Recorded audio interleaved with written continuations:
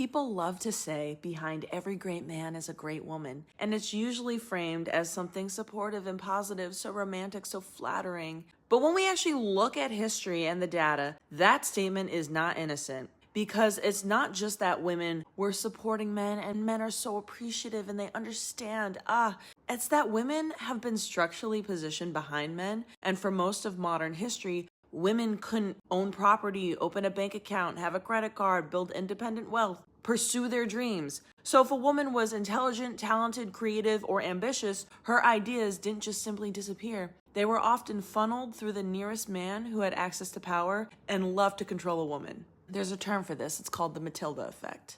It describes how women's contributions are often systemically erased and credited to men. One very clear example is F. Scott Fitzgerald. He's considered one of America's great writers, but much of his work pulled directly from his wife Zelda's diaries, her letters, her personal experiences, her creativity, and her talent, often word for word. She even said herself that plagiarism begins at home. And when she went on to try to publish her own novel, Save Me the Waltz, Fitzgerald not only tried to stop her, push back, he edited it heavily, and accused her of using material he planned to use for himself. So the same lived experiences were considered his intellectual property, even though they came from her life and were her ideas and her talent. It wasn't just about credit, it was about control. Because historically, men had the legal and social power to institutionalize and control their wives. And it didn't take much. Women were committed to asylums for being emotional, rebellious, uncontrollable, simply not conforming to expectations or listening to their husbands or fathers. And in many cases, a husband's word or father's word was enough.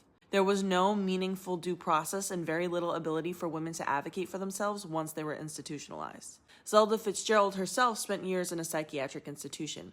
Vivian Eliot, the wife of T.S. Eliot, was also institutionalized after years of being dismissed as unstable, despite being a highly creative writer and contributor within his intellectual circle, and was the person that inspired most of his work. So when we talk about a woman being behind a great man, it's worth noting how often that position was enforced and not chosen. And it shows up in modern data too. Studies consistently find that marriage provides more measurable benefits to men than for women. Married men earn more, accumulate more wealth, and are less likely to live in poverty and tend to live longer. This is referred to as the marriage premium for men. And at the same time, women are more likely to take on unpaid labor, including housework, the mental load in general, caregiving, emotional management, etc.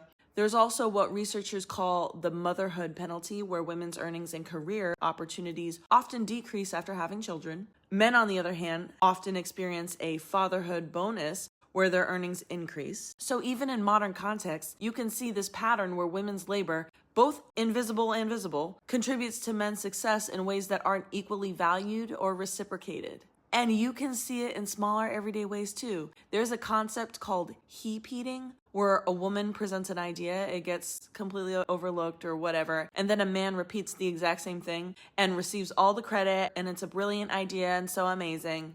Yeah. So when people say behind every great man is a great woman, it's worth taking that very literally, because historically, women weren't just supporting greatness. No, they were often the greatness. They were often contributing and shaping it. And in some cases, they were entirely erased and discredited from it. And if we actually want to move forward as a society, the goal isn't to just appreciate the woman behind the man. It is to recognize that woman as a full participant in that success and to question the systems that made her invisible in the first place. And we're still dealing with all this. And I also want to say, neither T.S. Eliot or F. Scott Fitzgerald would be literary icons if it wasn't for their wives, because their wives were the talent and their wives were the backbone, which is often the case. History is filled with that being the case. It's still the case now. Until next time, y'all.